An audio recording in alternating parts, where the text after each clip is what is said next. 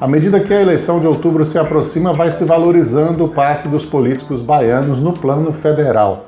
Na convenção do PSB, a senadora Lídice da Mata foi escolhida como uma das vice-presidentes do partido.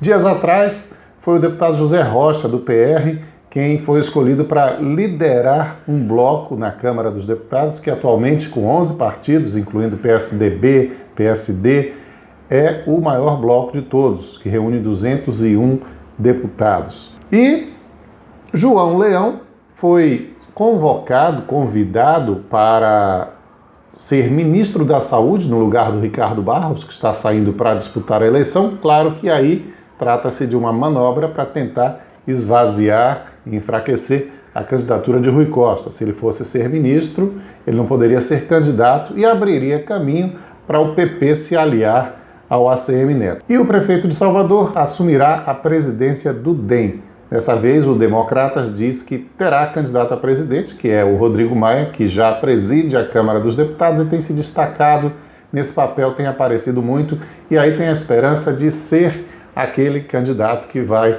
decolar nas pesquisas e conseguir vencer a eleição.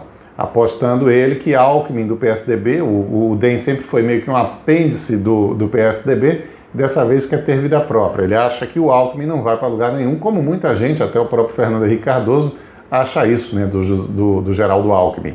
Bom, e não é à toa que o eleitorado baiano está sendo assim tão cercado através dessas lideranças políticas, porque afinal de contas a Bahia tem o 4º colégio eleitoral entre todos os estados do Brasil. Primeiro, naturalmente, São Paulo tem 32 milhões, quase 33 milhões de eleitores, mais de 22% do eleitorado nacional. Depois vem Minas Gerais com 15 milhões, quase 11%. O Rio de Janeiro tem 8% do eleitorado com 12 milhões de eleitores e a Bahia é o 4º colocado com 10.750.641 eleitores, representando 7,3% do eleitorado. Esses números eu peguei, números de janeiro do TSE, então são números os números mais novos disponíveis ao público. Então a Bahia é um colégio eleitoral importante também porque é o principal estado governado pelo PT. E um estado que tem dado votações muito consagradoras aos candidatos do PT. Foi assim com Lula, foi assim com Dilma e já ganhou para o governo 3 eleições seguidas. A pressão sobre ACM Neto continua para que ele seja o candidato ao governo do estado e ontem os vereadores se reuniram com ele, mas segundo o site Bahia BA, ele foi claro em explicar aos vereadores que tem receio, tem medo de renunciar e perder a eleição, já que ele, muito jovem ainda, já é um prefeito muito popular em Salvador, mas as perspectivas para o governo do estado não são boas. Ele teria, até segundo a notícia, pesquisas indicando vitória de Rui Costa em primeiro turno. Por mais que a ACM Neto seja popular em Salvador, o eleitorado de Salvador representa apenas 18,9%, quase 19% do eleitorado total do estado da Bahia. São, em Salvador, 2.034.000 eleitores. Mesmo Neto vencendo a eleição em Salvador, não é o suficiente para ele vencer a eleição no estado. Teria que haver uma desaprovação do governo de Rui Costa no restante do estado, o que as pesquisas mostram que não há. O governador Rui Costa é um governador que tem obtido um reconhecimento do seu governo. A população aprova, em sua maior parte, o seu governo. Até o Carlos Geilson disse isso em entrevista há poucos dias aqui em Feira de Santana.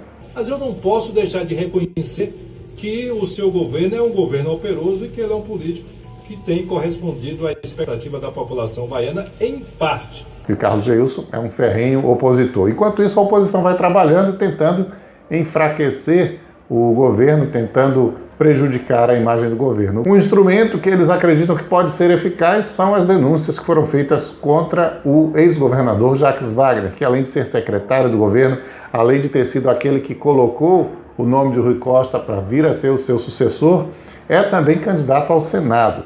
Ontem, os deputados da oposição, a foto aí mostra justamente o Carlos Geilson logo aí em primeiro plano, eles entregaram ao presidente da Assembleia Legislativa, Ângelo Coronel, a requisição com 21 assinaturas, que é o mínimo necessário, para que seja aberta a CPI da Fonte Nova. O presidente da Assembleia já disse que não é a favor de uma CPI, que acha que o caso já está sendo apurado em outras instâncias. Claro, ele inclusive pretende fazer parte da chapa de Rui Costa. Mas diz o Ângelo Coronel que a palavra final será técnica. Ele vai encaminhar o requerimento para a Procuradoria da Casa, que vai dar um parecer, e ele vai seguir o parecer, instalando ou não essa CPI da Fonte Nova. O histórico recente de CPIs no Brasil não é nada positivo, né? As CPIs têm servido única e exclusivamente como palanque político, têm servido para achacar até investigados, têm servido também para acobertar gente que deveria ser punida. Então a gente não deve depositar muita esperança em CPI não, mas a oposição aposta que poderá, no mínimo, trazer desgaste para o governador Rui Costa através da situação de Jacques Wagner. E também porque acreditam que o suposto dinheiro embolsado por Jacques Wagner serviu para abastecer a campanha de Rui Costa. Feira de Santana teve uma carreata dos admiradores do deputado Jair Bolsonaro no domingo. E aí o próprio pessoal que organizou a carreata postou essas imagens que você está vendo aí. Nas imagens você não consegue ver a dimensão exata do movimento, mas eu soube que foi realmente bastante expressiva. O que é importante considerar em relação aos apoiadores de Bolsonaro é que é realmente um apoio espontâneo. Ele é o único candidato que tem conseguido botar gente na rua e mais ainda na internet, né, com o pessoal defendendo enfaticamente o nome dele e até brigando com quem se atreve a criticar o Jair Bolsonaro. Devido ao perfil, à imagem ruim que o candidato tem em uma parte significativa da sociedade, muitos partidos não querem aproximação com ele, muitas lideranças de vários partidos e da sociedade em geral. Ele também, com um partido pequeno, que ele deve ser candidato pelo PSL, terá pouco dinheiro para a campanha e apenas alguns segundos na propaganda eleitoral, mas aposta que ganha a eleição, que pode ganhar a eleição através dessa mobilização toda de voluntários e na internet. Ele foi explícito ao dizer isso numa entrevista meses atrás ao pessoal do site O Antagonista. Tá aqui, ó. O Enéas não tinha isso aqui. No tempo dele não existiam as mídias sociais. Em função disso daqui, eu sou conhecido no Brasil todo. Eu sou um parlamentar que não tem um partido político. Você pega o PSDB.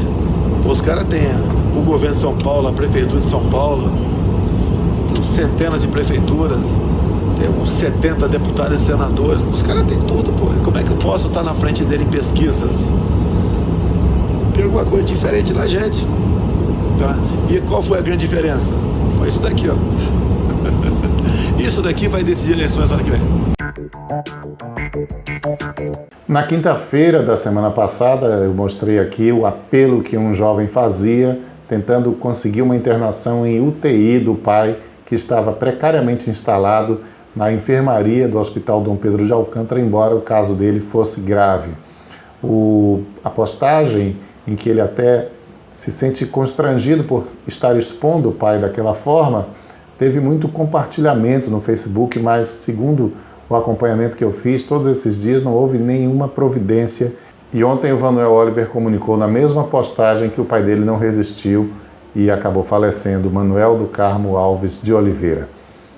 Também ontem a Câmara dos Vereadores teve a sessão abreviada, bastante reduzida, durou mais ou menos meia hora, para que os vereadores comparecessem ao velório da mãe do vereador Zé Filé.